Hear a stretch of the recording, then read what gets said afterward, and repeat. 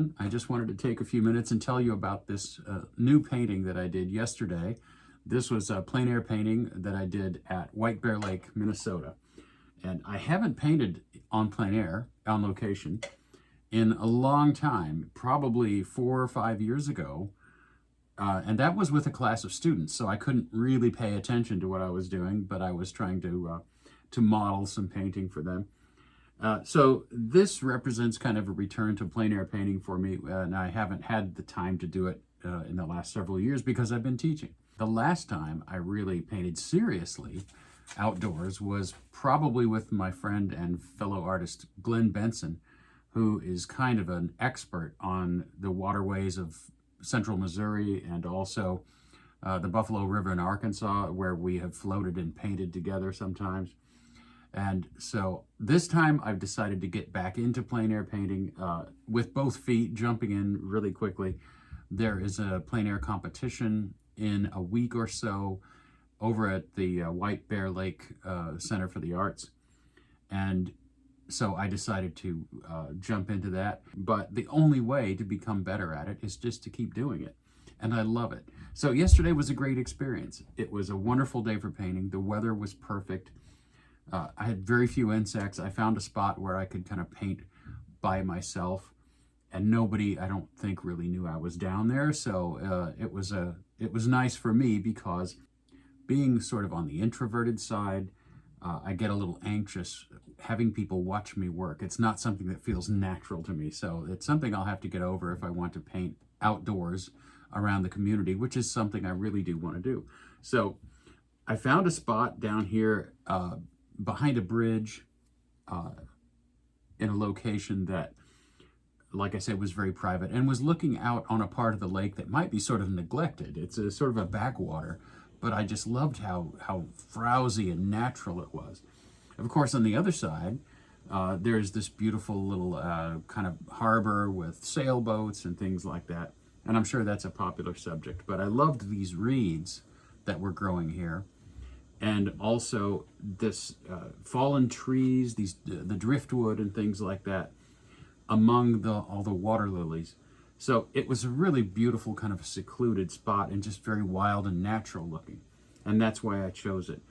I painted pretty well the way I've always sort of encouraged my students to paint, starting with the background, the sky first, working my way forward in space, which actually means with this, working from the top down as well.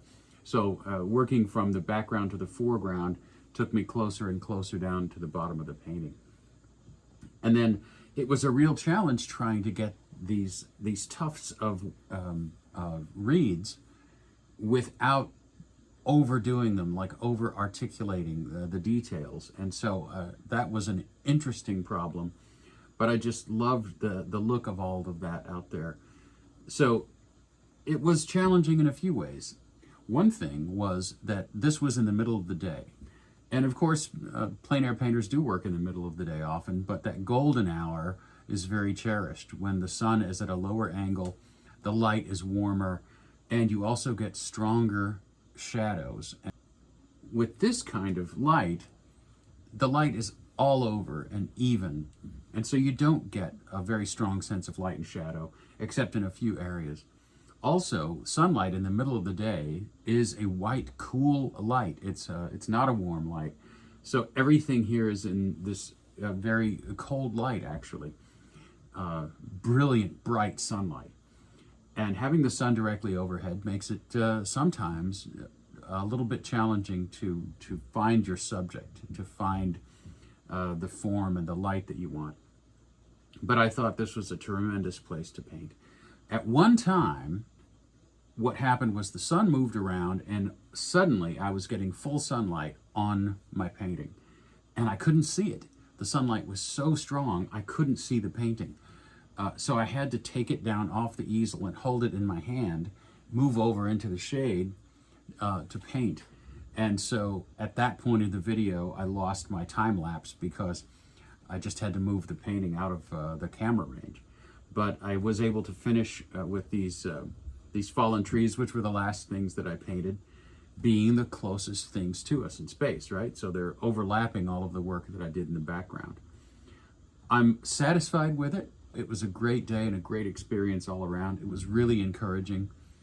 And it makes me want to go out and do this again. So I'll probably scout out more locations around White Bear Lake and do a couple more paintings before next week so that I can feel like I'm prepared and kind of in the rhythm of doing this outdoor painting. So here it is. I really haven't titled this yet. Probably I'll call it something to do with White Bear Lake and these fallen trees. But I usually try to name my paintings something straightforward.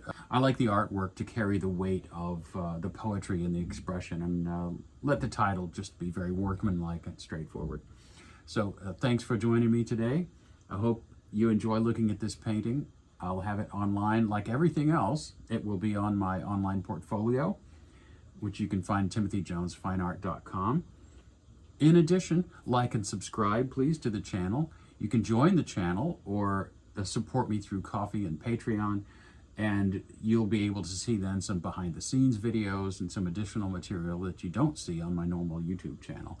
Again, thanks for joining me. Hope you have a great day.